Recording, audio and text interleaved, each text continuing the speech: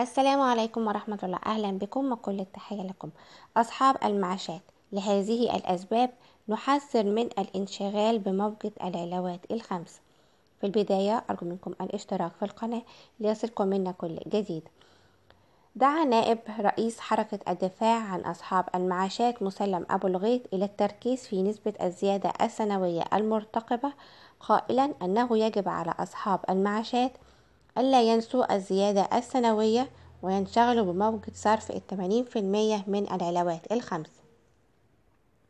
وأضاف في تصريح له أن العلاوات السنوية تمس جميع أصحاب المعاشات على العلاوات الخمس التي ترتبط بمجموعة معينة لم تحصل عليها.